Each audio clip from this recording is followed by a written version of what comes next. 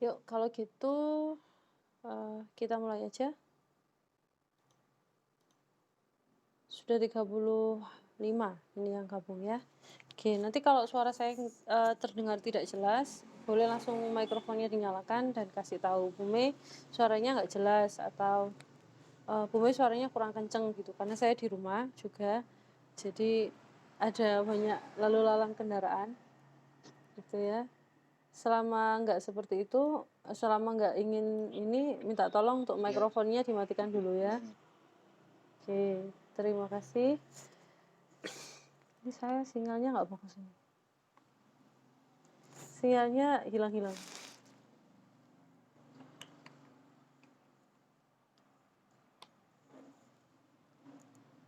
Sebentar. Oke. Saya share untuk yang latihan minggu ke-6 di layar. Semoga nampak. Sudahkah? Layar saya belum.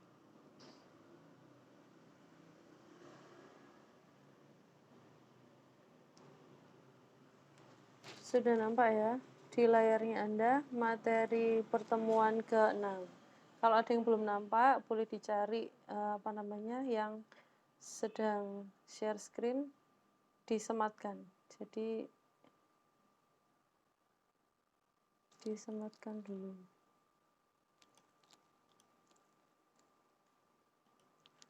Oh, sebentar. Kok error? Nah, ini sudahkah muncul?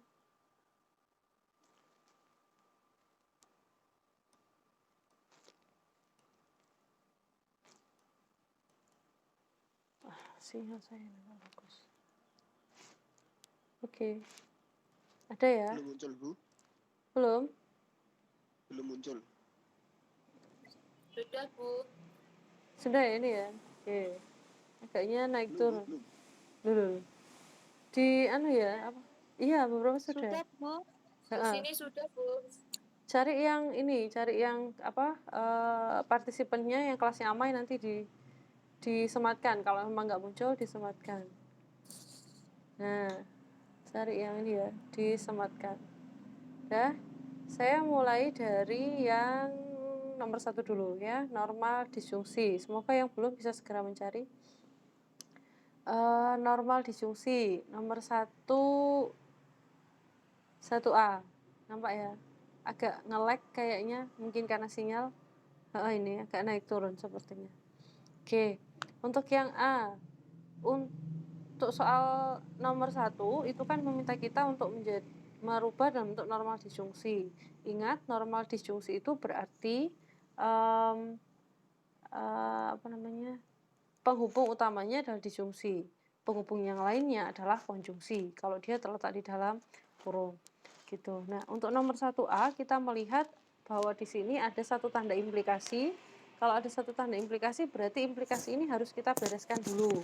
Jadi diubah dulu ke dalam bentuk yang lain, ke dalam bentuk ekuivalen yang lain yang bukan implikasi, yaitu dengan menggunakan disjungsi. Tapi di depannya untuk yang formula depan ditambahin negasi, sehingga di sini saya kasih nama hukum implikasi. Kemudian dari sini ke sini bekerja hukum De Morgan ya, memasukkan negasinya ke dalam sini sehingga menjadi P. Di sini boleh ditambahi negasi ganda. Jadi dari baris pertama ke baris kedua yang berlaku adalah hukum De Morgan dan juga hukum negasi ganda. Negasi ganda tidak ditulis tidak apa-apa. Kemudian sampai sini ini kan sini sudah disjungsi, yang sini juga disjungsi. Berarti tanda kurung di sini kan boleh dihilangkan karena mereka setara sama-sama disjungsi.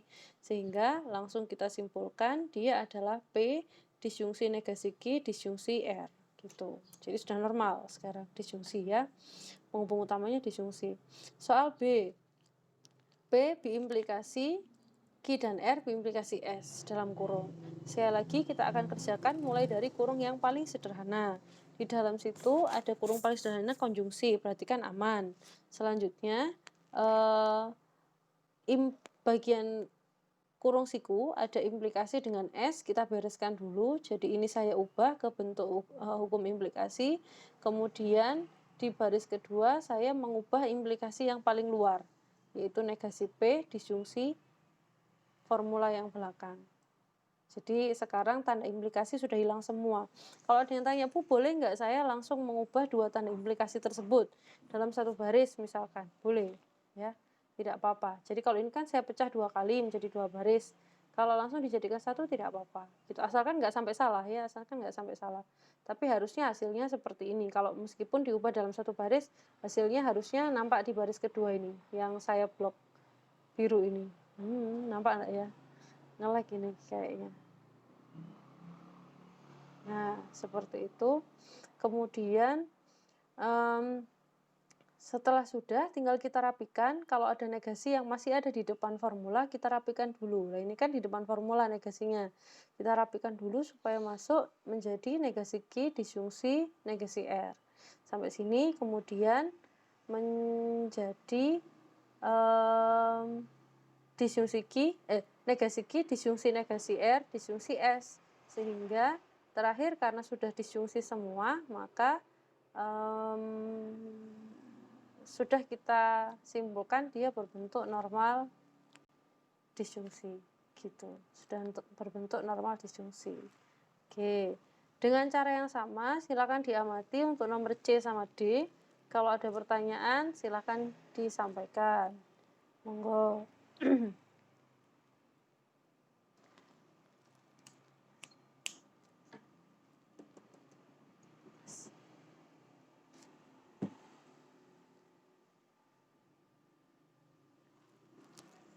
Oke, dicek dulu pekerjaannya masing-masing. Kalau ada yang mau ditanyakan, ditanyakan dulu. Silahkan. Tanya, Bu. Iya.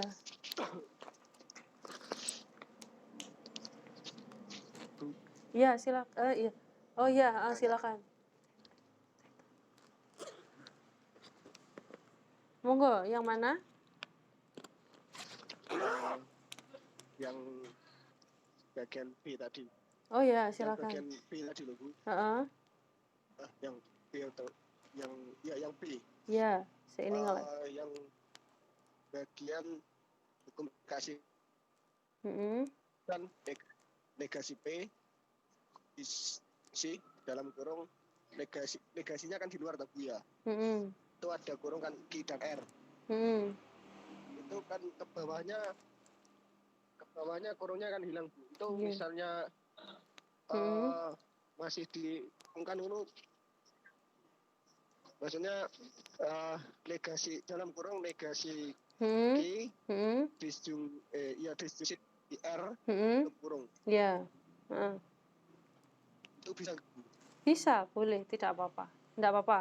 Jadi nggak masalah kalau bagian kurung bagian situ nggak masalah gitu. Kalaupun tetap ada sampai akhir tidak apa-apa. Cuman kalau memang dia itu operatornya sama dalam satu baris, operatornya sama semua, maka kurungnya boleh dihilangkan gitu ya. Ada baiknya dihilangkan, tapi kalau memang masih ada enggak apa-apa. Selama hukum De Morgan-nya benar, sebenarnya poin utamanya kan di De Morgan-nya gitu. Jangan sampai di antara baris kedua ke baris ketiga ini yang salah gitu. Asalkan benar enggak apa-apa. Asalkan enggak apa-apa. Kalau masalah kurung aja enggak apa-apa ya. Gitu. Masih dimaklumi kan masih latihan. Iya, Bu, ya. Terima kasih. Cukup? Cukup. Terima kasih Rizal. Ada yang lain ada yang mau tanya lagi? C sama D? Tidak ada? Beres? Untuk yang nomor D ini ya, nomor C ini kan yang depan kan aman, tidak ada tidak ada implikasinya. Yang belakang kan ada implikasi, berarti yang belakang saya ubah. Kemudian yang depan saya bereskan implikasinya, saya bereskan negasinya, harus masuk ke setiap proposisi kan, berarti ini kita pakai hukum De Morgan. Setelahnya, untuk ini kan baris kedua itu di sini saat ini baris kedua ini penghubung utamanya statusnya adalah konjungsi ini. Sedangkan yang diminta adalah normal disjungsi. Berarti si penghubung utama ini harus kita ubah ke dalam bentuk disjungsi. Gimana caranya? Kita cari yang disjungsi. Ternyata kita kan menemukan disjungsi di bagian yang formula yang terakhir kan. Berarti di sini ini harus dibongkar gitu. Jadi S disjungsi T ini harus kita bongkar supaya disjungsinya nanti dia keluar gitu. Menjadi operator yang di luar, menjadi penghubung utama gitu. Sehingga saya memanfaatkan sifat distributif. Jadi yang depan tetap, P dan negasi Q-nya kan tetap. Terus saya hubungkan dengan konjungsi negasi S. Terus disjungsinya sekarang keluar. Kemudian kita ulang lagi, yang ini P dan negasi Q, terus konjungsi sama T. Jadi S disjungsi T-nya yang kita bongkar. Kenapa? Karena kita butuh disjungsinya gitu supaya ada di tengah. Ternyata setelah kita bongkar ini bisa kita lihat bahwa dia ini kan sebaris semuanya sudah konjungsi, yang di dalam kurung ini juga konjungsi. Berarti kurung yang lengkung ini bisa dihilangkan dulu gitu. Jadi sekarang dia sudah bisa hilang, berarti sekarang yang depan ini sudah disjungsi semua, yang konjungsi semua, yang belakang konjungsi semua, berarti kan sudah aman, sudah normal disjungsi gitu. Untuk yang D caranya sama. Kemudian sampai sini kan kita tinggal rapikan hukum De Morgan sama negasi ganda, ketemulah ini. Nah, pada saat ini status penghubung utamanya sudah disjungsi. Berarti kita nggak perlu lagi menguraikan yang ini gitu. Sudah cukup sampai sini, berhenti karena yang diminta negasi normal disjungsi gitu. Sampai situ udah beres gitu ya. Jadi sama D. Maaf Bu. Ya. Mungkin pertanyaannya sedikit temponya sedikit dipelankan soalnya dari kami kan masih Bu, memahami terus mencocokkan teori materi gitu. Jadi kalau kecepatan kayaknya nggak nurut Bu. Oke. Saya lanjutkan sedikit ya. Barangkali nanti sambil ini nanti kan saya rekam. Nanti bisa sambil diulang kembali. Nanti kalau mau mencocokkan sambil ini nanti bisa menyiapkan video sambil di pause. Oh, ini hukumnya ini gitu ya.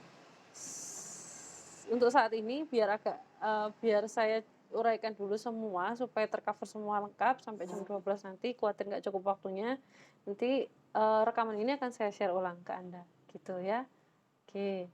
Saya lanjutkan. Ya. Oke.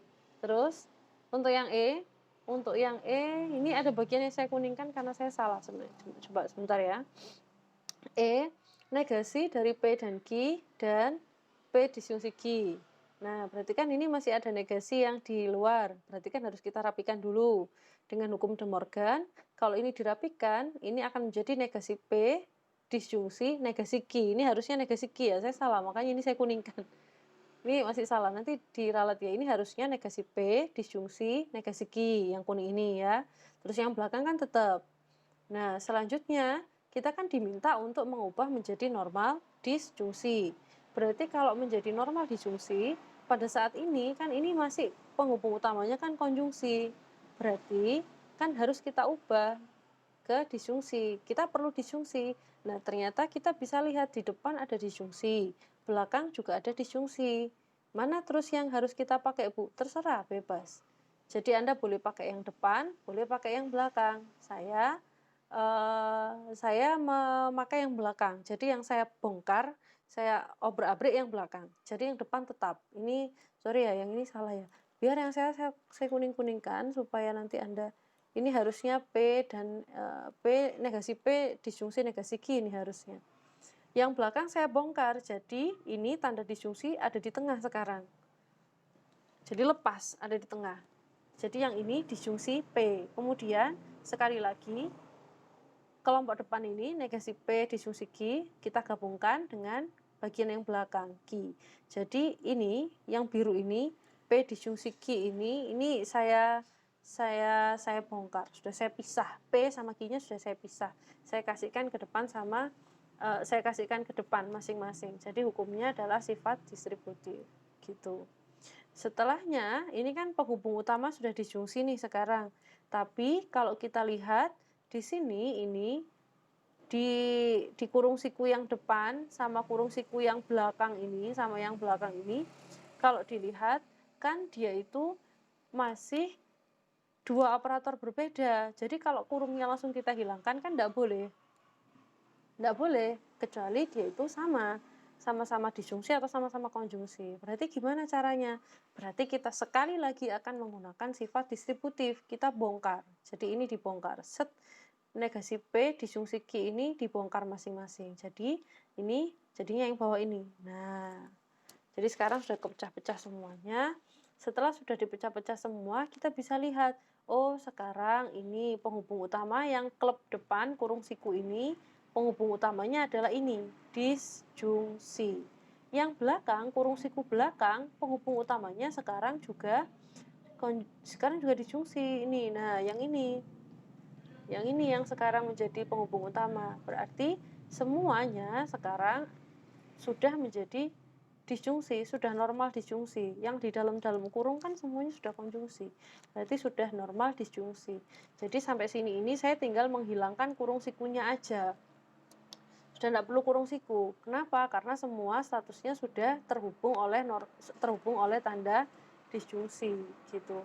Jadi sampai step yang putih ini nggak ada hukumnya ini, sebenarnya dia sudah normal disjungsi. Jadi berhenti di situ sudah benar, nggak apa-apa gitu. Nggak harus sampai yang baris terakhir, karena di baris terakhir saya hanya menyederhanakan bagian Q dan Q yang paling belakang ini loh. Saya sederhanakan menjadi Q saja. Ini hukumnya identitas apa idempoten ya? Saya kok jadi lupa.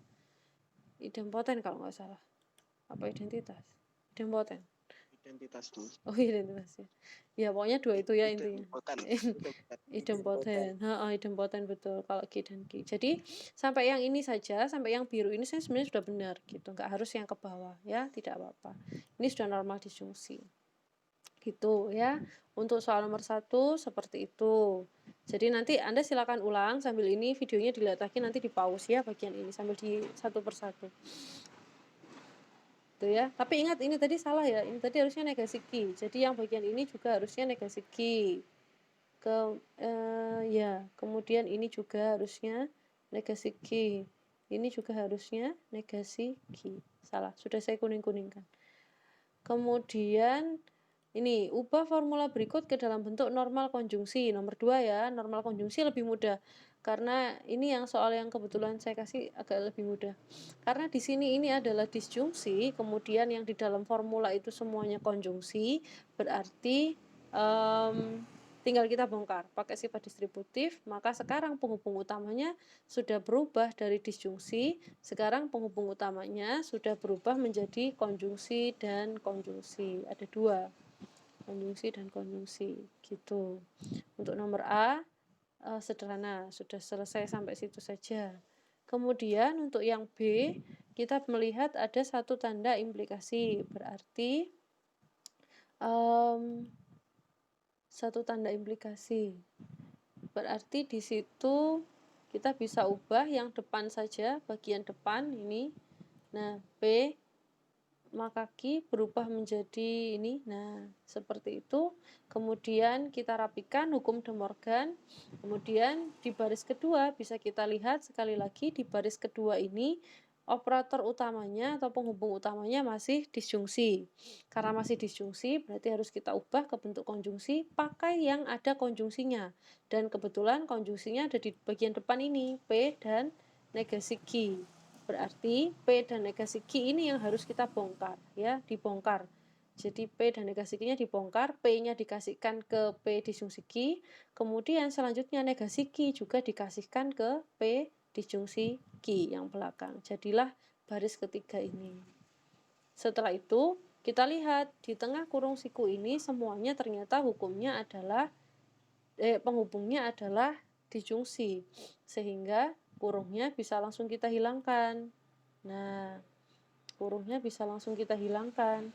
Karena kurungnya sudah kita hilangkan, kita bisa melihat di situ ada P disjungsi Q, berarti kan ada yang sama, P disjungsi P. Nah, P disjungsi P bisa kita sederhanakan pakai hukum idempoten.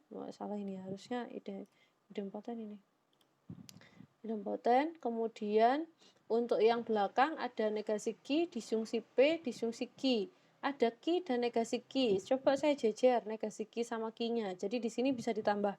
Ini hukum identitas, belakangnya ditambahi hukum sifat komutatif. Jadi membalik posisinya P sama Q itu pakai hukum komutatif karena dia sama-sama disjungsi kan, nggak apa-apa pakai hukum komutatif. Tapi kalau operatornya nggak sama, nggak boleh ya. gitu. Kemudian antara negasi Q dengan Q itu kalau dihubungkan dengan hukum disjungsi, kalau hukum disjungsi maka dia berubah menjadi satu, namanya hukum tautologi. Jadi tautologi itu bukan hanya istilah untuk yang benar semua, tapi juga ada hukum yang namanya tautologi ini. Ketika ada negasi Q bertemu disjungsi dengan Q atau negasi sesuatu, disjungsi sesuatu, berarti nanti akan berubah menjadi satu, hukumnya tautologi. Terus satu disjungsi P itu menjadi satu, ini bukan idempoten, harusnya identitas. Kebalik gitu. Jadi P disjungsi Q dan satu, ini sudah cukup. Sebenarnya Anda tadi berhenti sampai di sini sebenarnya sudah benar. Sampai yang biru ini sebenarnya sudah benar. Tapi kalau mau disederhanakan sampai bawah tidak masalah, ya. Sampai sini sudah benar, sudah normal konjungsi, karena ini disjungsi berarti sudah benar. Gitu. Kemudian yang C negasi dari implikasi, ini juga salah, harusnya adalah P dan negasi Q. P dan negasi Q. Kemudian yang D ada dua implikasi. Nah, ini D ini sama kayak yang nomor D-nya nomor 1 tadi. Bedanya kalau D-nya nomor 1 tadi, kan yang diminta normal disjungsi. Normal disjungsi berarti penghubung utamanya disjungsi, ya berhenti di sini. Berhenti di baris ke berapa nih? Baris ketiga. Nah, ini yang saya biru-biru ini. Berhenti di baris ketiga aja. Karena penghubung utamanya disjungsi. Tapi untuk yang nomor 2 ini, karena yang diminta adalah penghubung utamanya konjungsi, normal konjungsi, berarti kita perlu satu step lagi, yaitu membongkar yang bagian depan ini. Nah, membongkar yang bagian depan ini supaya konjungsinya menjadi penghubung utama, sudah di sini. Nah, sampai sini dia sudah menjadi normal konjungsi, gitu, ya, bedanya. Jadi soalnya sama dengan nomor D yang nomor 1 tadi. Terakhir nomor E, sederhana, karena memang ini sudah negasi dari P dan Q, berarti menjadi negasi P, disjungsi, wah ini salah juga nih. Wah, ini salah nih. Harusnya negasi Q, ya. Harusnya negasi Q. Tuh, sudah normal konjungsi, karena ini disjungsi, sudah beres. Gitu. Penghubung utamanya konjungsi, gitu ya. Jadi untuk bagian normalisasi, tanya lagi Bu. Kan di teorema ekuivalen untuk di implikasi itu kan ada dua hukum. Yang pertama kan P implikasi Q dalam kurung negasi P disjungsi Q. Yang kedua kan P implikasi Q ganti dalam kurung P disjungsi min Q. Itu nanti untuk penggunaannya gimana lebih tepatnya? Misalnya dalam normal konjungsi itu nanti pengubahannya yang tepat untuk awal itu gimana Bu? Cuman satu yang ekuivalen. Cuman satu. Coba dicek. Di hukum, apa ada dua? Enggak, cuman satu yang ekuivalen. Yang satunya itu negasi dari implikasi. Ya enggak? Coba dicek dulu. Jadi yang ekuivalen itu adalah P maka Q ekuivalen dengan negasi P disjungsi Q. Satunya adalah negasi. Negasi dari implikasi itu ekuivalen dengan P dan negasi Q. Nanti diulang ya. Dicek barangkali ada catatan yang salah. Ya. P dan negasi Q itu adalah negasi dari implikasi. Jadi nggak sama. Kalau cuma implikasi, nggak ada negasinya depan, maka ekuivalennya adalah P disjungsi Q. Seperti ini yang Anda lihat di layar, yang saya blok biru. Nah, itu. Tuh. Tapi kalau yang negasi ini, negasi dari P implikasi Q, itu ekuivalennya P dan negasi Q. Ini saya yang salah. P dan negasi Q. Salah. Ya. P dan negasi Q. Yang ini salah. Gitu. Nanti dicek ya. Terima kasih. Sambil dicek lagi ya. Teman-teman yang lain juga silakan dicek. Terus, saya lanjutkan dulu untuk... silakan. Tapi yang nomor 1 yang tadi. Ya.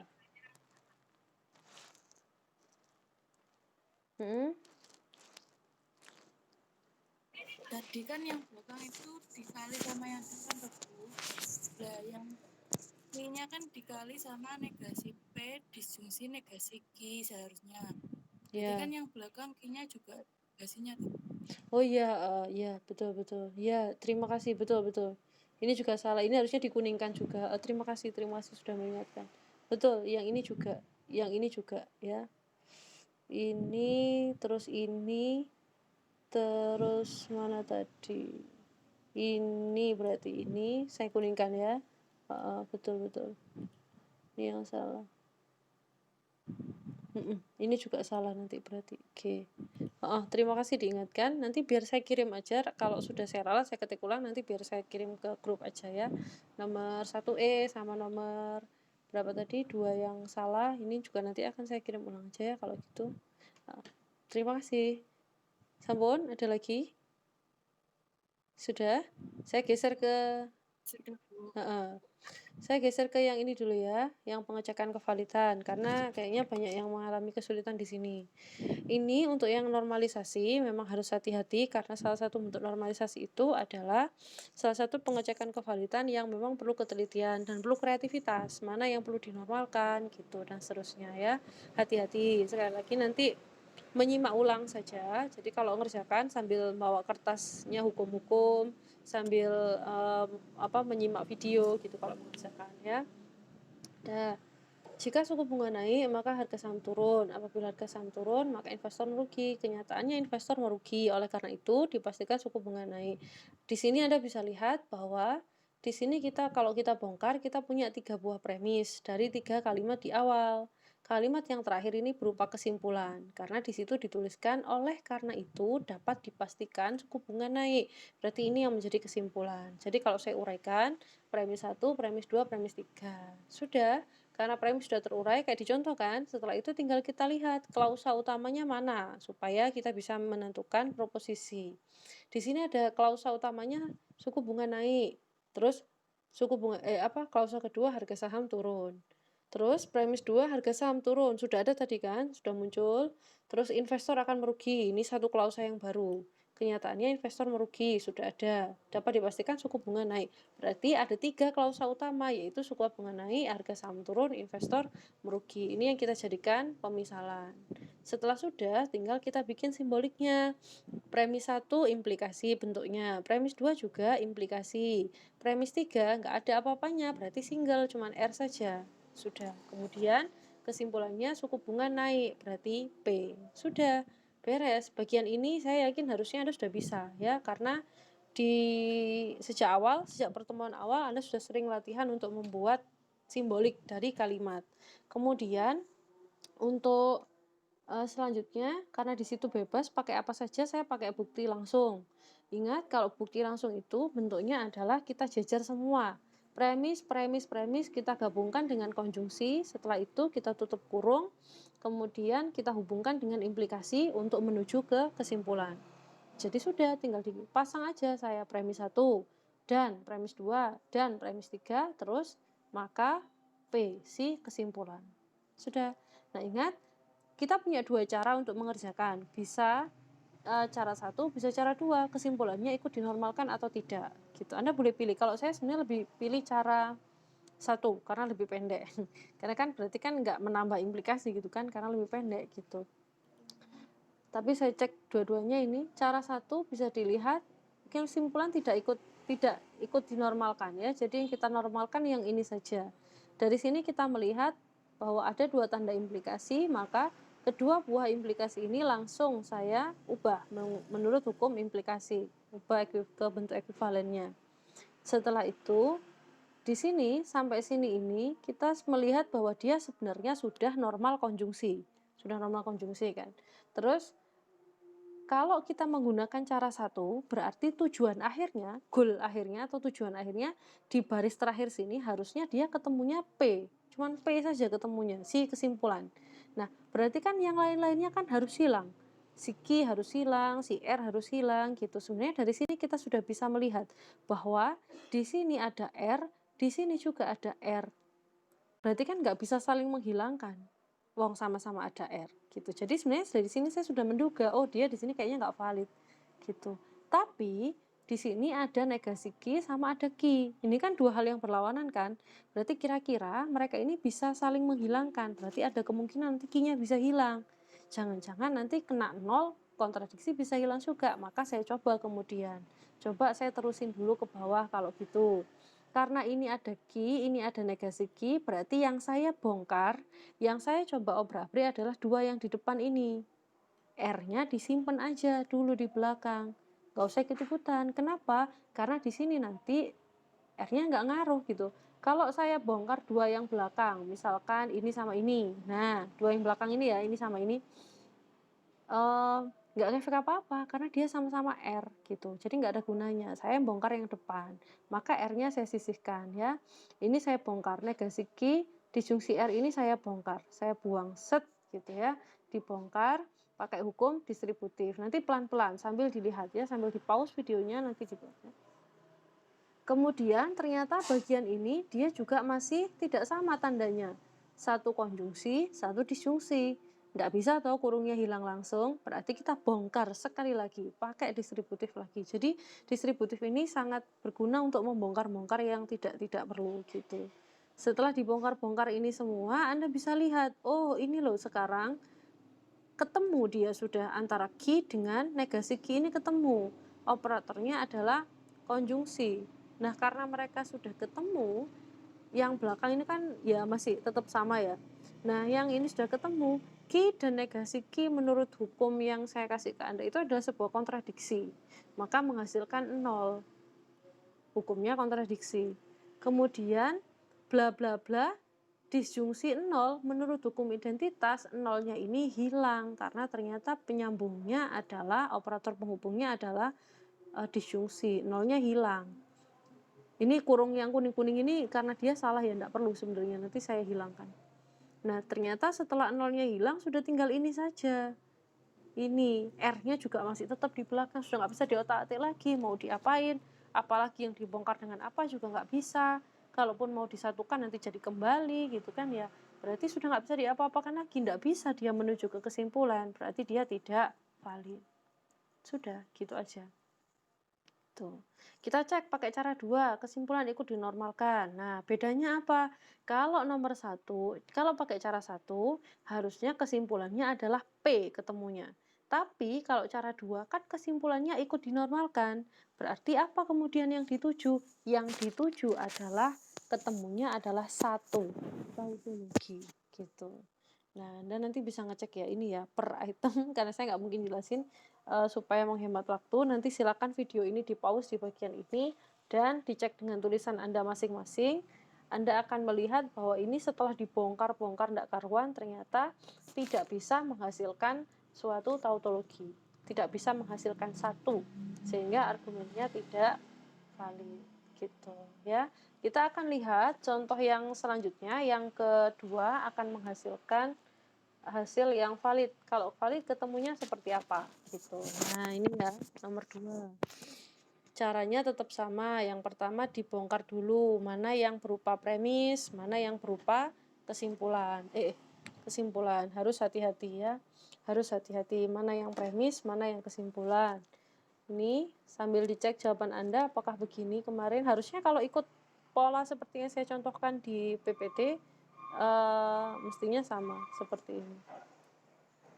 Terus ketika diubah ke bentuk simbolik, ini saya belajar P-nya, Q-nya saya gagal dalam ujian, R-nya saya jalan-jalan ke mall. Maka saya dapat bentuk premis pertama adalah P maka negasi Q. Kemudian premis 2 negasi R maka P. Premis 3 saya gagal dalam ujian berarti Q. Kemudian kesimpulannya saya jalan-jalan ke mall R gitu ya. Sudah, saya pakai bukti langsung. Berarti saya jejer semua. Set, masuk. Langsung, maka kesimpulannya R. Sudah, setelah itu tinggal dinormalkan. Dinormalkan untuk cara 1, kesimpulannya tidak ikut. Berarti R-nya ditinggalkan. Harusnya nanti kesimpulan akhir ketemu R. Seperti ini. Nah, tinggal kita normalkan. Semua tanda implikasi harus dibuang dulu. Ini jadi di baris kedua ya. Kemudian baris ketiga ini saya merapikan, di sini ada negasi-negasi, berarti negasi ganda saya bereskan. Kemudian ini si ki ini, ki yang belakang saya putar ke depan. Pakai hukum komutatif. Nih, jadinya di baris ini ki-nya sudah pindah ke depan. Kenapa kok pindah ke depan? Karena saya kan selalu ingat tujuan akhirnya mau kemana? Kan tujuan akhirnya mau ke R, ya kan? Tujuan akhirnya mau ke R. Berarti P sama Q kan harus hilang. Gimana caranya supaya P sama Q hilang? Kita pertemukan mereka yang bertentangan, gitu. Nah, ini kan ada negasi Q di sini. Saya mencoba mempertemukan dia dengan Q. Makanya Q-nya ini saya putar ke depan dengan hukum komutatif, gitu. Setelah diputar ke depan dengan hukum komutatif, maka sekarang akan saya bongkar pakai distributif. Jadi yang depan ini, nah ini saya bongkar pakai distributif supaya apa? Supaya negasi Q ketemu dengan Q. Jadilah seperti ini menurut sifat distributif. Setelah mereka sudah ketemu, ini kan tetap di belakang ya, biarin aja. Ketemulah dia si negasi Q dan Q. Menurut hukum kontradiksi, dia menjadi 0. Terus bla bla bla disjungsi 0 itu 0-nya hilang menurut hukum identitas. Nanti silakan dicek. Jadi kalau bla bla bla disjungsi 0, 0-nya hilang, tinggal si bla bla bla ini. Nah, tinggal bla bla bla yang depan, yang belakang R disjungsi P masih ada. Gitu. Nah, sekali lagi ingat bahwa kita itu nanti harus menghilangkan P. Berarti kita harus mempertemukan antara negasi P dengan P. Bagaimana caranya? Dibongkar pakai sifat distributif. Yang belakang ini yang saya bongkar. Jadi yang depan set, ini kan operatornya konjungsi, maka saya nggak pakai kurung. Ini kalau mau ini awalnya pakai kurung sebenarnya, tapi nggak apa-apa karena sudah pakai disjungsi maka tetap kurung. Terus ini sudah konjungsi, jadi kurungnya hilang. Terus disjungsi yang awalnya di sini tadi kan menjadi di luar karena dibongkar gitu. Jadi operator utama. Selanjutnya tinggal ini sama set sampai belakang sama set. Ini P, negasi P sama P saya pertemukan pakai sifat komutatif, jadi saya balik sehingga ini menjadi 0. Negasi P dan P kan 0. 0 dan Q menjadi 0 menurut hukum kontradiksi dan hukum identitas. Sehingga di sini tinggal ini disjungsi 0, sekali lagi menurut hukum identitas dia menjadi ini saja. Sesuatu disjungsi 0 itu tinggal sesuatu saja. Nah ini sudah, nah hasil akhir ini sudah nggak bisa diapa-apain lagi kan, ini kan sudah yang paling sederhana. Terus ingat tujuan kita kan mau ke R, sedangkan hasil akhirnya seperti ini, maka saya bisa menggunakan hukum hukum simplifikasi namanya, yang saya jelaskan di pertemuan 7. Kalau dia konjungsi, syaratnya konjungsi ya, maka bisa diambil salah satu. Ini, boleh diambil negasi P-nya, boleh diambil Q-nya, boleh diambil R-nya, asalkan dia konjungsi semua. Nah, di sini saya perlu R, berarti saya ambil R-nya saja. Sudah. Karena sudah bisa dapat R, berarti kesimpulannya valid. Gitu. Untuk yang cara 2 gimana? Persis, sama. Bedanya kan ini, implikasi R-nya kan diikutkan, berarti agak sedikit lebih panjang prosesnya.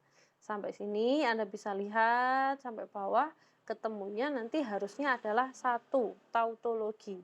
Jadi P disjungsi negasi P itu, ini kan, nah ini bisa dilihat ya, bagian sini ini operatornya semua sudah disjungsi. Berarti kan semua kurung ini hilang kan tidak masalah. Dihapus karena semua operatornya sama. Berarti P disjungsi negasi P, disjungsi negasi Q, disjungsi R. Lah P disjungsi negasi P itu hukum tautologi menghasilkan 1 disjungsi bla bla bla, dia menghasilkan 1 menurut hukum identitas. Jadi kesimpulannya valid karena ketemu 1. Sudah gitu aja. Tuh. Perlu latihan, memang perlu latihan. Jadi nggak bisa langsung silahkan sambil diulang-ulang, dicermati gitu. Ini kenapa kok bisa begini? Yang dibongkar yang mana gitu sebenarnya ya. Untuk normalisasi. Sudah setengah jam saya ngomong sampai sini, baru satu latihan soal. Monggo. Sampai sini saya buka dulu. Siapa yang mau bertanya silahkan. Untuk latihan 6. Kalau sudah nanti saya ganti ke latihan yang 7. Latihan week 7. Monggo. Nggak ada? Sudah paham? Atau memang nggak paham? Jadi nggak ada yang tanya. Tanya Bu. Kan tadi kan kalau P konjungsi Q konjungsi R itu kan hukumnya implikasi. Simplikasi. Ya, simplifikasi ya. Simplifikasi. Simplifikasi. Kalau P disjungsi Q disjungsi R itu hukumnya apa? Itu ya apa bisa disederhanakan kayak yang disjungsi tadi kan disederhanakan menjadi simplifikasi. Kalau itu disjungsi itu bisa apa enggak Bu? Enggak bisa. Jadi simplifikasi itu hanya berlaku ketika di sini ini yang sedang berjalan itu adalah konjungsi. Kenapa? Karena kalau konjungsi itu kan baru bernilai benar jika semua benar. Berarti kondisi ini negasi P benar, negasi Q benar, negasi P benar, Q benar, R benar. Jadi kalaupun diambil salah satu tetap benar gitu loh. Kalau disjungsi kondisinya disjungsi ingat ya, disjungsi itu kan atau. Ketika ada suatu pernyataan panjang yang operatornya disjungsi dan dia bernilai benar, maka andaikan bayangin aja ini disjungsi gitu ya, negasi P, disjungsi Q, disjungsi R. Nah, itu bernilai benar misalkan. Maka statusnya yang bernilai benar itu kan kita nggak tahu apakah dari negasi P-nya atau dari Q-nya atau dari R-nya. Kan nggak tahu mana yang benar karena disjungsi itu satu aja yang benar sudah bernilai benar gitu. Maka nggak bisa kita pakai simplifikasi. Barangkali jangan-jangan kita ngambil R-nya tapi sebenarnya yang bernilai benar adalah si Q-nya gitu kan nggak tahu kita gitu. Jadi kalau dia itu operatornya bukan konjungsi nggak bisa kita pakai simplifikasi, nggak bisa. Meskipun itu implikasi misalkan ini P maka Q maka R gitu, terus kita ambil salah satu R-nya aja gitu hukumnya terus ditulis simplifikasi, nggak bisa, nggak boleh. Jadi simplifikasi hanya berlaku untuk yang hukumnya konjungsi. Kalau kemarin kan yang di materi kan cuma 2, P dan Q. Bisa diambil P-nya, bisa diambil Q-nya. Kalau 3 gimana Bu? Ya boleh diambil salah satu pokoknya. Jadi poin utamanya simplifikasi itu adalah mengambil salah satu unsur kalau formula panjangnya itu semua dihubungkan dengan operator konjungsi. Gitu. Jadi hukumnya simplifikasi, penyederhanaan gitu. Ada lagi? Cukup? Yuk. Tanya Bu. Silakan. Siapa ini? Ya, misal ini Pak Izin. Oh ya, silakan. Ini mengarah ke normal disjungsi sama konjungsi ya. Ya. Semisal kalau jawaban akhirnya itu berbeda dari punyanya Bu Mei, tapi masih ekuivalen dengan pertanyaannya itu bagaimana Bu? Apakah boleh? Boleh, tidak apa-apa. Jadi memang kalau menjawab normal konjungsi atau normal disjungsi, selama dia itu sudah normal, sudah saya anggap benar gitu. Jadi nggak harus sampai tuntas sampai akhir gitu. Jadi nanti kalau misalkan salah pun saya akan lihat salahnya itu dari mana. Salah yang dari awal banget apa salahnya cuma yang di bagian akhir gitu. Jadi nggak masalah. Saya tinggal lihat poin ininya. Contoh kayak yang ini tadi, contoh kayak yang nomor B ini. Nah, sebenarnya kan sampai sini aja misalkan. Sampai sini aja ini kan sudah normal konjungsi gitu, sudah benar. Sampai sini sudah benar. Enggak sampai bawah pun jawabannya akan tetap saya benarkan. Karena berarti sudah benar, dia sudah tahu kapan berhenti, kapan lanjut. Itu berarti sudah benar, sudah paham gitu. Tapi kalau kesalahannya itu masih enggak jelas ini normal apa ya bentuknya, normal konjungsi enggak, disjungsi enggak, ya berarti tetap salah gitu. Asalkan sudah benar sesuai ininya ya enggak apa-apa gitu. Kalau masih ekuivalen pun ya tetap saya benarkan gitu ya. Jadi enggak apa-apa, berbeda dikit enggak apa-apa. Gitu. Yang penting benar. Yang penting benar. Atau misalkan kayak tadi yang ditanyakan tadi, ini ada kurungnya kok, yang ini jawaban akhirnya Bumi nggak ada kurungnya misalkan gitu. Ya selama masih benar tidak masalah, tidak saya salahkan gitu ya. Kira-kira seperti itu. Cukup untuk yang latihan 6? Oke, ada lagi teman-teman? Cukup ya? Oke. Kan yang tadi jenengan jawab pertanyaan dari Faizin, apabila caranya itu berbeda tetapi hasilnya itu sama, itu tidak apa-apa. Tapi itu apakah nanti bisa berubah dengan yang pertemuan ke-7 yang teknik inferensi, Bu? Kan nanti kalau ada negasinya kan juga berpengaruh. Iya, betul. Boleh sama atau tidak? Terima kasih mengingatkan, Mas Adib. Betul, ini yang di bagian terakhir ini yang biasanya yang agak harus diperhatiin. Kayak ini ya, nah ini kayak contoh nomor 2 ini ya. Ini kan premisnya kan mengandung kata tidak, gitu kan ya. Kayak ini, kalau saya pemisalannya kan kebetulan P-nya saya misalkan saya belajar. Kemudian Q-nya saya gagal dalam ujian. R-nya saya jalan-jalan ke mall. Nah, sehingga bentuk simbolik saya seperti ini. Gitu. Nah, kalau misalkan ada teman lain yang ternyata pemisalannya berbeda. Misalkan ini, saya belajar P-nya, terus Q-nya nganut ini. Saya tidak akan gagal, misalkan. Gitu ya. Nah, terus R-nya dia misalkan saya tidak jalan-jalan ke mall, misalkan. Itu gimana, Bu? Tidak apa-apa. Kalau saya tidak apa-apa. Jadi berbeda dengan saya pemisalannya tidak apa-apa, boleh. Tapi otomatis nanti bagian premisnya ini juga pasti akan berbeda, gitu, ya kan? Pasti akan berbeda, kan menyesuaikan pemisalannya. Itu tidak apa-apa. Kalau saya sendiri tidak apa-apa. Jadi tetap akan saya nilai benar, asalkan betul. Runtut dari atas tetap benar, tidak apa-apa. Otomatis nanti di sininya pun akan berbeda. Gitu kan? Step-stepnya di sini pasti akan berbeda, tidak apa-apa. Pasti nanti kesimpulan akhirnya harusnya sama. Sama itu gimana, Bu? Sama, nanti pasti akan ketemu R atau ketemu 1. Jadi kalau jawaban saya valid, jawabannya Anda juga pasti harus valid, gitu. Karena perbedaannya cuma di bagian pemisalan. Tapi kalau misalkan pemisalannya Anda dengan saya berbeda, berarti kan ini otomatis simboliknya kan berbeda juga. Tapi kok hasil akhirnya kok tidak valid, misalkan di bagian ini ya, kok tidak valid? Oh, berarti ada yang salah di situ, gitu. Oh, berarti ada yang salah. Harusnya tetap sama, meskipun runtut, meskipun pemisalannya itu berbeda, simboliknya berbeda, step-stepnya berbeda, harusnya dia ketemu valid juga, gitu. Artinya sebenarnya seperti itu, gitu. Dan untuk poin penilaiannya pun nanti nggak masalah, buat saya. Kalau dia runtut dari atas benar, kesimpulan akhir valid, ya tetap benar, gitu. Berarti kan nanti otomatis berpengaruh pada yang pertemuan ke-7 kan soalnya sama, Bu, ya. Berarti kan nanti keterangannya juga berbeda. Iya. Dari modus-modusnya. Iya, enggak apa-apa. Betul, memang banyak cara. Pertemuan ke-7 juga memang banyak cara menyelesaikan. Enggak apa-apa. Enggak apa-apa. Sekian, Bu. Terima kasih. Oke.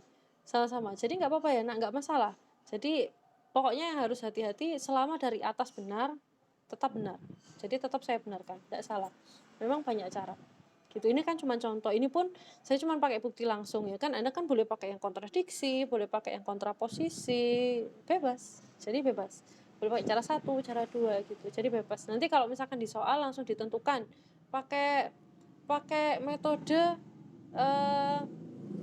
metode bukti tak langsung kontraposisi. Tekniknya tabel, misalkan. Udah tinggal dilakukan aja. Kalau pakai metode bukti tak langsung, pakai metode bukti langsung, normalisasi, itu berarti yang membedakan cuma Anda pakai pemisalannya seperti apa, dan pakai cara 1 atau pakai cara 2, bebas gitu. Kalau saya mungkin ya bisa pakai cara 1, pakai cara 2, bebas ya, bebas. Kalau nggak ada keterangan berarti bebas. Pokoknya hati-hati bagian pemisalan gitu ya. Oke. Saya lanjut ke yang pertemuan ke-7 kalau gitu, supaya Anda bisa sekalian langsung mencocokkan untuk yang ininya. Untuk yang tadi aturan inferensi, karena di pertemuan ke-7 itu inferensinya lebih panjang, lebih banyak. Week 7, sebentar. Nah, nih. Oke. Saya langsung ke bagian B aja, bikin B aja dulu kalau gitu ya, karena barusan kita bahas yang ini, kita akan lihat. Karena tadi nomor 1 hasilnya tidak valid, nomor 2 valid, harusnya dengan menggunakan teknik inferensi hasilnya sama, nomor 1 tidak valid, nomor 2 juga tidak valid. Kita lihat. Kalau saya di sini pakai pemisalannya sama dengan yang tadi gitu ya. Sama. Mestinya Anda kemarin ketika mengerjakan sama juga. Supaya gampang koreksinya. Karena kan soalnya sama, pemisalannya sama. Tapi Bu, kalau saya mengerjakannya yang awalnya pemisalannya begini Bu, terus yang di latihan ke-7 pemisalannya beda, enggak apa-apa Bu? Tidak apa-apa. Enggak apa-apa, bebas. Tuh. Untuk yang poin A ya tadi, saya pakai bukti langsung dulu tetap. Bukti langsungnya seperti biasa, ingat format untuk bukti langsung itu premis dijejer, kemudian maka C kesimpulan ya. Kesimpulannya kan P. Terus untuk untuk melakukan bukti dengan pembuktian dengan teknik inferensi, yang pertama kita bikin tabel dulu, kemudian yang pertama kita masukkan dulu premis-premisnya. Saya biasanya supaya gampang, premisnya saya masukin dulu. Premis 1, premis 2, premis 3. Jadi sudah dimasukkan, baru kemudian saya pentelengin tuh, ini mana yang bisa pakai hukum apa ya, gitu. Dari sini saya bisa lihat, oh ini premis 1 dan 2 kan bisa pakai silogisme hipotetik, dicoret, sret. Q sama Q ini kan hilang, maka menghasilkan P maka R. Saya tulis tuh dari langkah 1 dan langkah 2 silogisme hipotetik. Berarti kan premis 1, premis 2 kan sudah tuntas. Oke, geser berarti. Sekarang yang tersisa adalah R dan si hasil baru ini tadi. R dan hasil baru ini pakai hukum apa ya? Gitu. Tinggal dicari itu dari hukum-hukum yang ada. Ternyata setelah dicek kok nggak ada ya, gitu. Mau pakai ponen nggak bisa. Kan ponen itu yang yang ini kan harusnya P kalau pakai ponen. Kalau mau pakai tolen harusnya di sininya negasi R gitu. Di sini yang premis 3 ini harusnya ini negasi R. Atau yang sini yang negasi R, ini boleh juga. Pokoknya salah satu harus negasi gitu. Berarti kan ponen nggak bisa, tolen nggak bisa, silogisme apalagi, yang lain juga nggak bisa sama sekali. Ya sudah, berhenti. Karena tidak ada hukum yang dapat digunakan untuk melanjutkan inferensi dan mengarahkan argumen pada kesimpulan. Dan juga alasan lain premis 3 belum bisa digunakan untuk menuntaskan inferensi, maka disimpulkan argumennya tidak valid. Sudah selesai. Pakai satu alasan ini pun aja sudah cukup. Yang atas ini sudah sangat cukup. Sudah sangat cukup. Gitu. Ya. Nomor 1 terbukti ya, dia tidak valid ya pakai inferensi. Gitu. Terus untuk yang nomor 2 tadi, saya pakai pemisalan yang sama, berarti kan simboliknya tetap sama ya. Simboliknya tetap sama, kemudian kalau kita pakai inferensi, berarti sini premis 1, premis 2, premis 3 saya jejer dulu. Set. Sudah. Kemudian tinggal kita cek tuh pentelengin mana pakai apa gitu. Saya melihatnya, oh saya lebih seneng ini dulu deh. Premis 1 sama 3 kan bisa pakai modus tolen. Sekarang modus tolen itu bilangnya harus berbeda. Yang bagian belakangnya harus berbeda. Satunya pakai negasi, satunya enggak gitu. Berarti berdasarkan modus tolen ini akan menghasilkan negasi P. Langkah 1 dan 3 modus tolen. Berarti 1 beres, 3 beres, tinggal premis 2 dan si nomor 4 ini. Saya tinggal lihat nomor 2 ini sama nomor 4 itu bisa pakai hukum apa gitu. Kalau dilihat, bisa pakai tolen lagi tuh. Kan ininya P, ininya negasi P. Berarti hasilnya adalah negasi dari yang depan. Kebetulan depannya ada negasi juga. Berarti negasi R. Langkah 2 dan 4 modus tolen. Sudah, terakhir kita rapikan langkah 5 negasi ganda dapatnya R. Sudah, dapat kesimpulan kan? Sama toh, berarti dia valid. Semua premis telah digunakan dan hasil akhir inferensi menunjukkan konklusi yang diminta atau dituju. Maka disimpulkan argumennya valid. Selesai. Gitu. Boleh pakai cara lain nggak Bu? Boleh, ada banyak di sini. Misal Anda melihat ini, dari premis 1, premis 2 kan bisa pakai silogisme. Bisa Bu? Bisa. Kan ini dicoret. Set. P sama P. Boleh tak Bu? Kan silogisme itu nyoretnya kan miring ke kanan gini Bu. Boleh nggak Bu dicoret yang miring ke kiri gini? Boleh. Boleh, tidak masalah. Ini sebenarnya kan boleh dibolak-balik atas bawah kan, jadi nggak masalah kanan kirinya. Kalau ini pakai silogisme hipotetik, berarti langkah 1 dan langkah 2 akan menghasilkan negasi R maka negasi Q. Setelah itu negasi R maka negasi Q kita gabungkan dengan Q ini menggunakan modus tollens, maka hasilnya akan sekali lagi menghasilkan negasi R. Kemudian R. Selesai. Valid juga gitu. Jadi ada banyak cara, tidak tunggal ya. Boleh pakai apa saja. Yang mau nyoba pakai kontradiksi juga ada, bisa, monggo. Tapi karena waktu nggak cukup, kayaknya saya nggak bisa silakan Anda untuk presentasikan. Monggo silakan.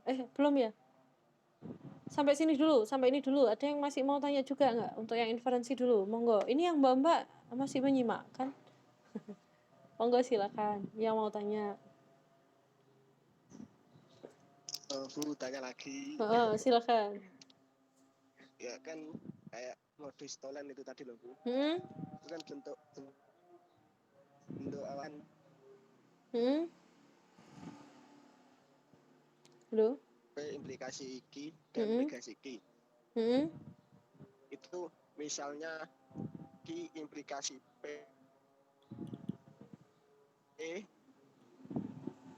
Gimana? Putus-putus, Mas Rizal? Dan negasi P gitu boleh nggak Bu? Atau apanya kebalik Bu? Antara yang implikasinya itu, proposisinya itu. Coba diulang. Gimana? Kan di modus tolen itu kan P implikasi Q dan negasi Q. Modus tolen P implikasi Q dan negasi Q. Ya. Dan Q implikasi P dan negasi P itu boleh nggak? Boleh. Modus tolen. Boleh. Tidak apa-apa.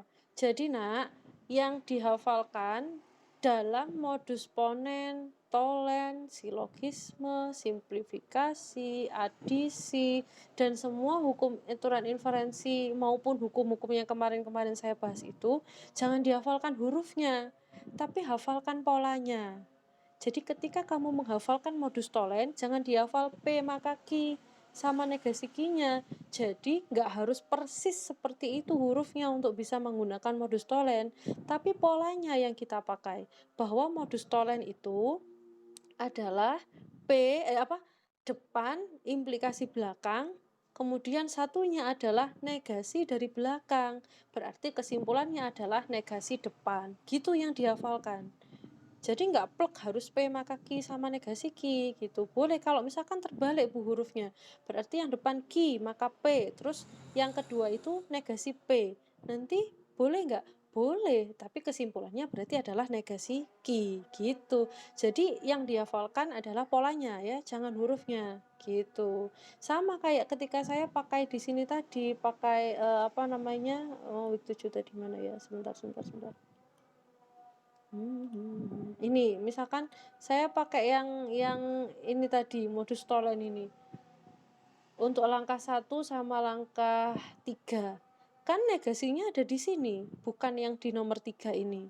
Saya tetap bisa pakai tolen. Kenapa? Karena poin utamanya modus tolen itu adalah yang belakang itu berkebalikan, satunya negasi pakai negasi, satunya enggak gitu. Jadi enggak harus plek sama gitu ya. Coba harus blok sama. Ini pertanyaan yang bagus. Banyak yang bingung sebenarnya. Sebentar. Banyak yang bingung. Padahal itu ya biasa aja.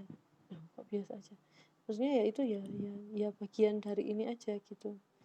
Sebentar.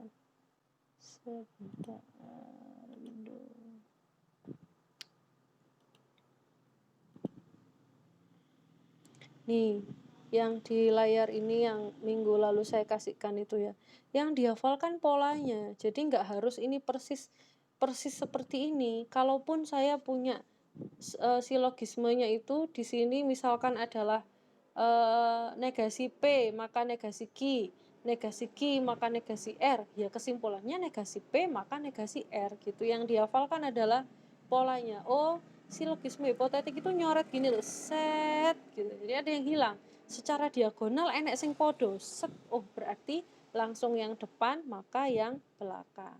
Gitu ya. Jadi jangan dihafal. Ini juga sama, modus ponen misalkan. P maka Ki, sininya P, berarti kesimpulannya Ki. Kalau misalkan saya ganti menjadi sininya adalah negasi P, maka Ki, terus ini juga negasi P, berarti kesimpulannya tetap Ki.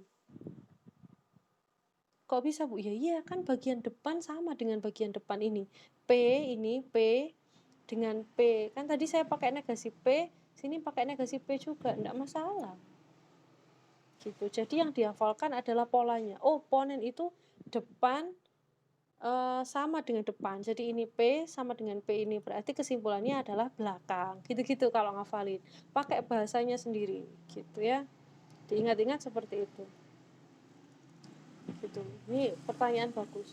Bahwa setiap hukum itu tidak harus persis plek sama, ya, tidak harus persis plek sama.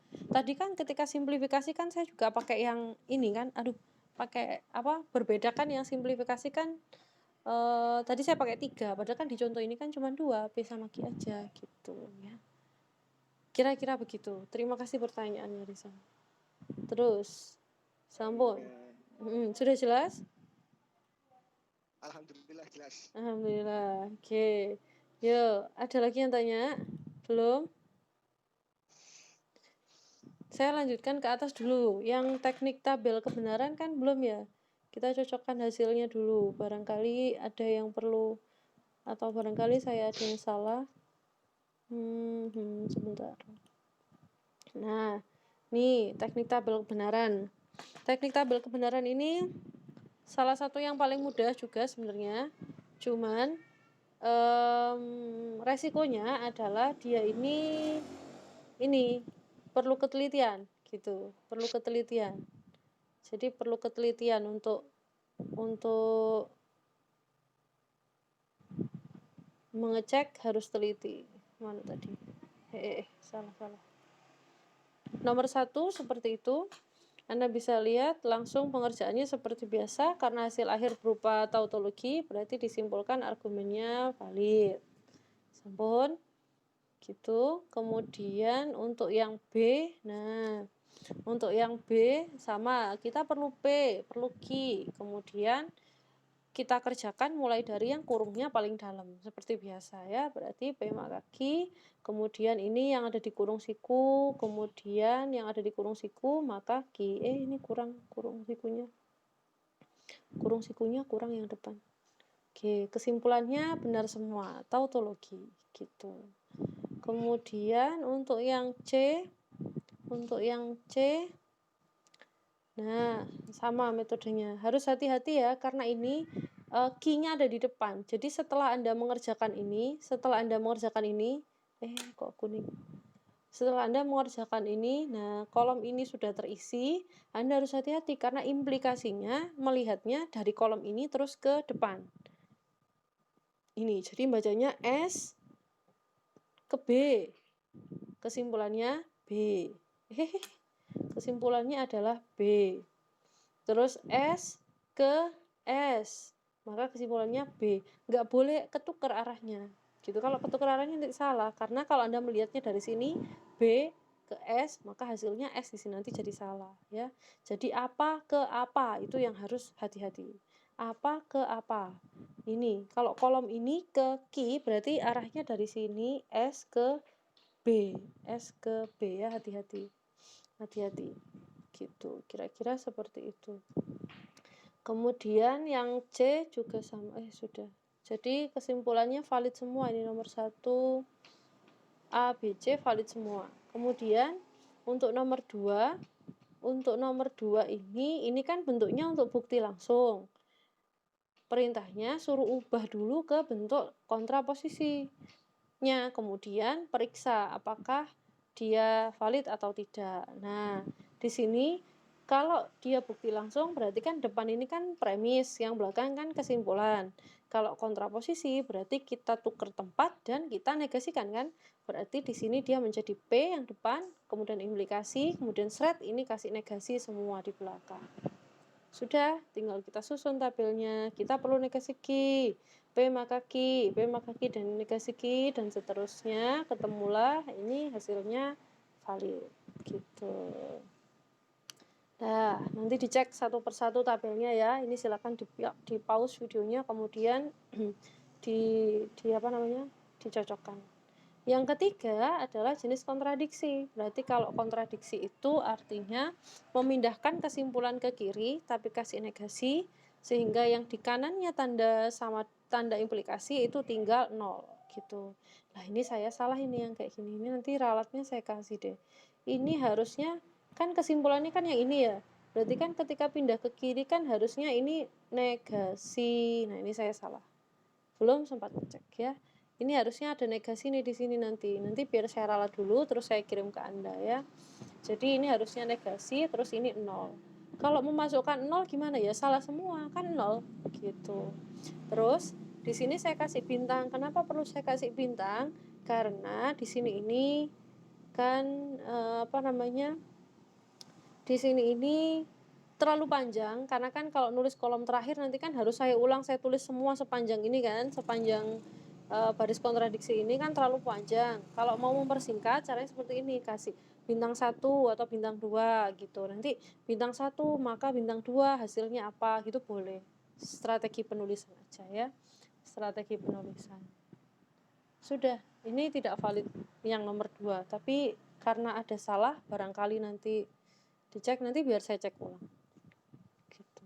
Sampun, untuk yang latihan ke-7 sudah tuntas. Kira-kira ada pertanyaan atau tidak untuk yang latihan 7? Monggo silakan.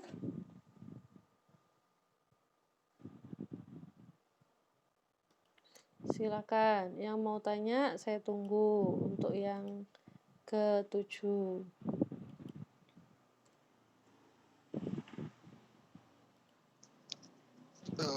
Untuk tabel kebenaran 0 itu loh Bu.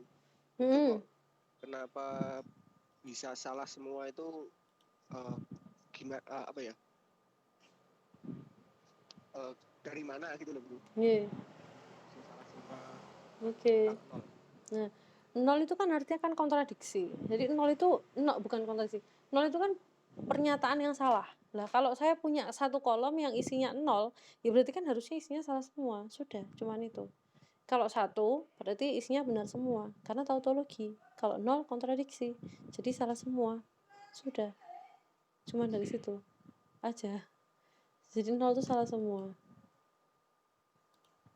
Gitu. Cuman itu aja. Jadi cuman ada 2 ya. 0 sama 1 aja, enggak ada 2, 3 enggak ada. Cuman 0 sama 1. 0 itu menyimpulkan salah, 1 itu menyimpulkan benar gitu. Kalau di bukunya Pak Muniri, beliau biasanya pakainya memang 0 dan 1.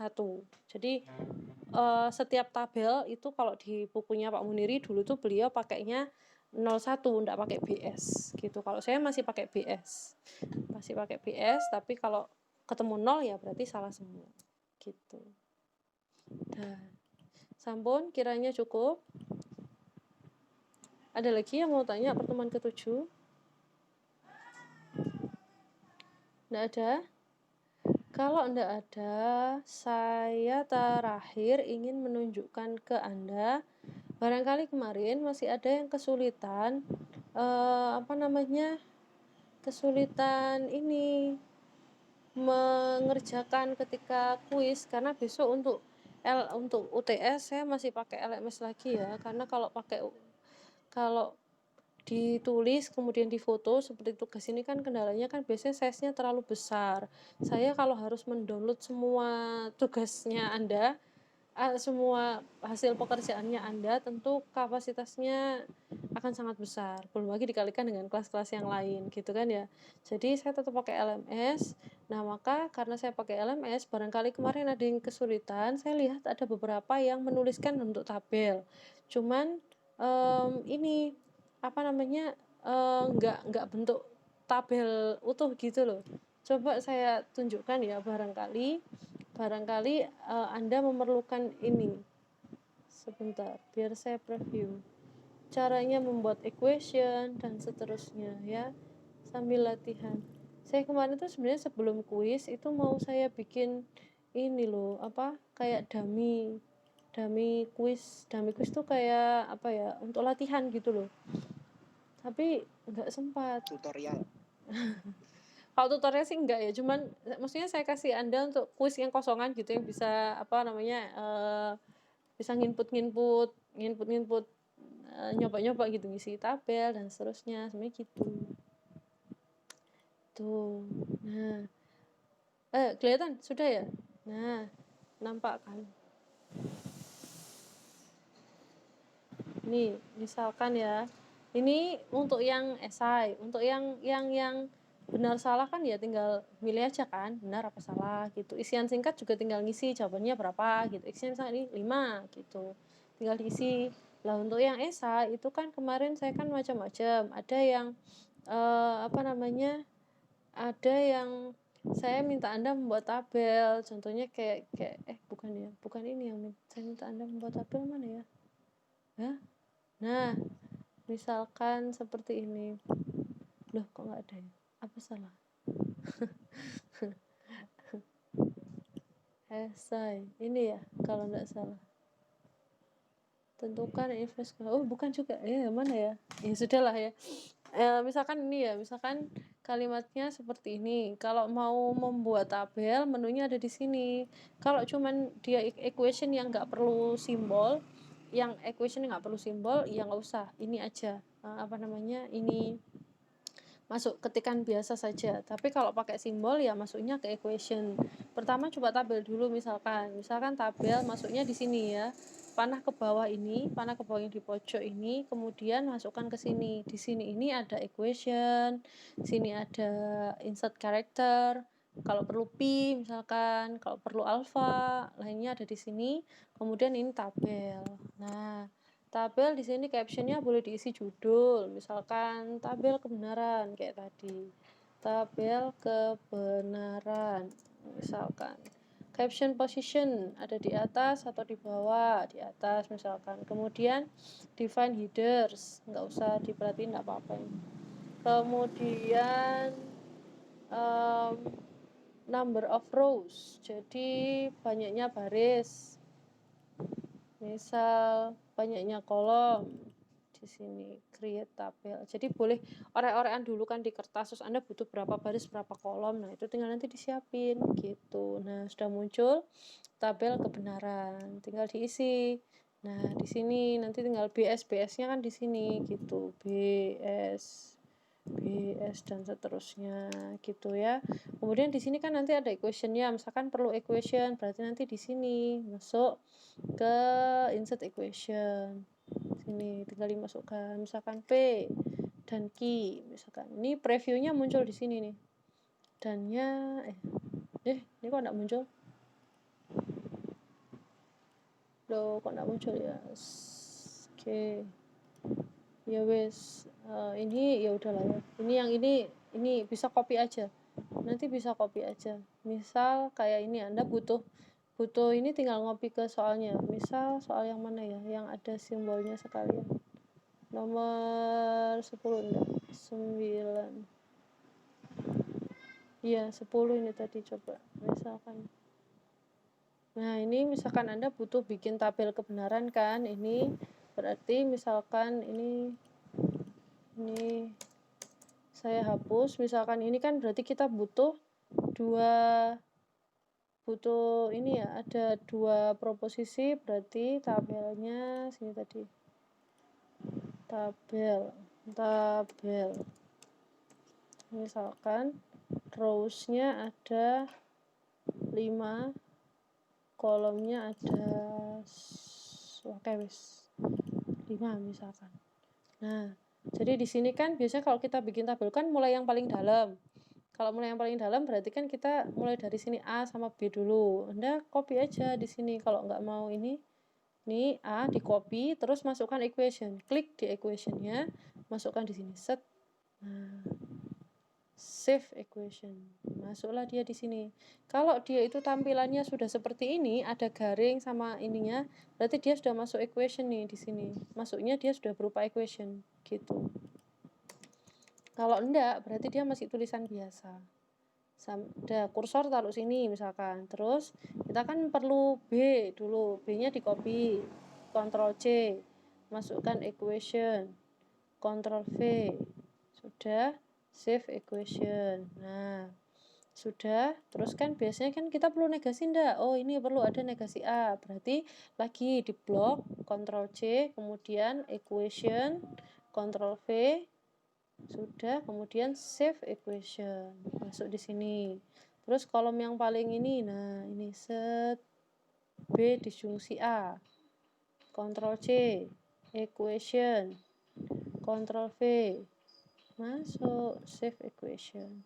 Nanti munculnya akan bagus bentuknya, ya benar-benar kayak gini, simbolik apa equationnya.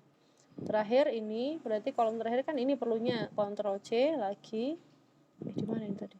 Terus ini equation, Ctrl V, masuk, set. Nah, tinggal diisi bawahnya BS gitu. Nanti munculnya di saya bentuknya tabel gitu. B S gitu dan seterusnya. Itu ya. Kalau mau bikin mau bikin simbolik dan lainnya, misalkan di sini tidak muncul, boleh buka file yang dari saya. Misalkan Anda buka file yang dari saya yang nutur nanti di copy, ditaruh di equation sini sama. Kalau butuh simbolnya, karena ini tadi kan kebetulan kan tidak muncul. Nah, misalkan atau butuh simbol, misalkan di soal ke-9 misalkan. Di soal ke-9 Anda butuh pakai tanda konjungsi misalkan. Nah, boleh tuh kembali ke soal nomor 10 untuk mengcopy tanda ininya, disjungsinya misalkan. Set, ini saya copy nih, saya butuh nih ke nomor 9. Di-copy aja, masuk lagi ke nomor 9. Kemudian di sini dimasukkan, terus klik equation, set, masuk ke sini, set, masuk ke sini, set, selesai. Tuh. Jadi makanya kemarin saya sarankan kalau bisa pakai laptop ya, karena kalau nanti pakai HP bisa, tapi mungkin agak ada sedikit kesulitan gitu ya, kira-kira seperti itu, karena besok pasti butuh kita pakai tabel dan seterusnya gitu. Sampai sini kira-kira ada yang masih mau bertanya untuk yang pertemuan ke-7?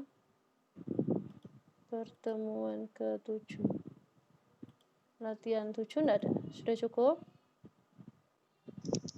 Kalau saya mau tanyanya terkait pesan jawaban di LMS itu tadi loh Bu. Iya. Itu kan sesuai petunjuknya dari Bu Mei kan, buat tabel terus masuk ke itu tadi untuk copy paste gitu loh Bu. Nanti kan kadang kalau dari kita sendiri udah terburu waktu terus mau copy paste itu kan kayaknya langsung diketik gitu loh. Itu nanti jadinya gimana loh? Jadinya dia nampaknya itu kayak teks biasa gitu. Jadi ya jadi kayak yang simbolik yang dan konjungsi itu enggak keluar gitu. Enggak keluar.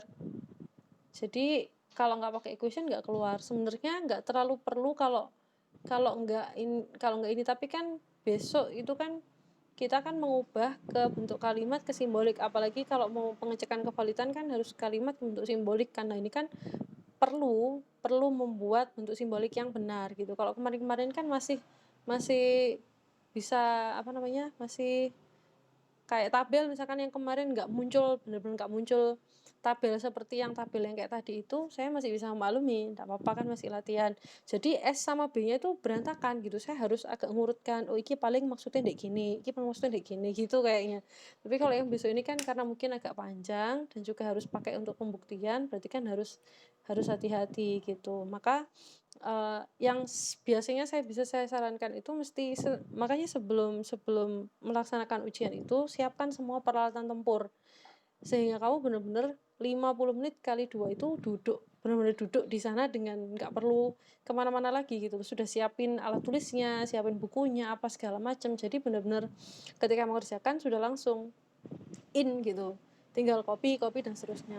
Nggak trouble perkara waktu. Karena setiap dosen itu ketika dia ngasih soal sebenarnya sudah memperkirakan alokasi waktunya. Jadi sudah saya cek, saya latihan ngerjakan dari awal sampai akhir, terus kalikan sekian waktu gitu untuk untuk pengerjaan mahasiswa gitu. Mungkin yang paling bikin trouble ya kalau memang bisa sinyalnya hilang-hilang gitu. Itu yang yang sedikit trouble kemarin. Tapi kalau bagian copy paste gitu, nanti kalau keburu waktu gimana? Ya justru yang paling mudah itu kalau sudah bisa copy paste itu langsung cepet makanya gitu. Jadi disiapin copy paste atau yang paling cepat itu adalah ketika Anda sudah oret-oretan dulu di buku, segera terus tinggal masukkan, ketikkan jawaban gitu. Kira-kira seperti itu ya. Siapkan semua amunisinya. Materi yang kemarin-kemarin itu ya jangan dibiarkan ada di video, ya di print kalau perlu gitu, disiapin atau dicatat ulang, di print. Supaya nanti sudah punya model. Jadi ketika ngerjakan bahwa hukum ini, saya perlu ini, pakai ini, cepet gitu. Enggak bolak-balik buka, ngeklik materi ini lagi, nanti bolak-balik jadinya pusing gitu. Kira-kira seperti itu saran dari saya ya. Itu misalnya kan tadi kan ada kayak garis miring terus kurung terus dan simbol-simbol itu itu misalnya diketik manual gitu melalui equation itu bisa jadi rumus apa enggak, bisa jadi equation apa enggak gitu rumus apa enggak? Wah itu kalau itu saya enggak pernah coba, belum pernah coba. Nanti tampilannya gimana nanti saya kabarkan lebih lanjut kayaknya sini. Cuman kalau yang untuk simbolik yang kayak disjungsi ini mungkin nggak akan, kalau ngetik pakai apa ya gitu. Nanti kayaknya enggak ini. Coba saya cek. Gitu ya. Tapi kayaknya sih enggak tahu ya, saya belum pernah coba juga sih. Gitu. Ya, yang paling cepat ya copy paste. Paling cepat copy paste. Gitu ya. Sudah? Yang lain teman-teman ada pertanyaan lagi enggak? Enggak ada? Cukup? Anda masih punya waktu hari ini sama besok untuk tanya ya. Silakan kalau mau tanya sesuatu kayak di grup, jangan chat pribadi, di grup aja supaya cepet. Di grup aja, kalau misalkan saya lama nggak jawab, di mention aja nggak apa-apa, nanti biar saya cepet ininya. Dan tanya aja apa aja ditanyain nggak apa-apa, tentang LMS-nya atau tentang apa, tentang materi, tentang apa, semua ditanyain nggak apa-apa, sampai besok masih bisa kan. Nanti Rabu biar lebih lancar ketika ujiannya gitu ya. Kira-kira seperti itu. Jadi karena ini sudah jam 12:12 di jam saya, mungkin kita cukupkan sekian ya. Ini rekamannya di saya sudah hampir 1,5 jam dari mulai awal tadi. Jadi kira-kira itu, nanti sambil diulang ya. Nanti video ini kalau sudah saya upload akan saya kabarkan segera gitu ya. Kira-kira itu mungkin barangkali yang bisa saya sampaikan. Terima kasih yang sudah ikut belajar bersama hari ini ya. Semoga yang Anda dapatkan hari ini bisa benar-benar membantu Anda untuk UTS besok. Semoga dimudahkan dan dilancarkan ya. Kira-kira seperti itu. Mungkin dari saya cukupkan.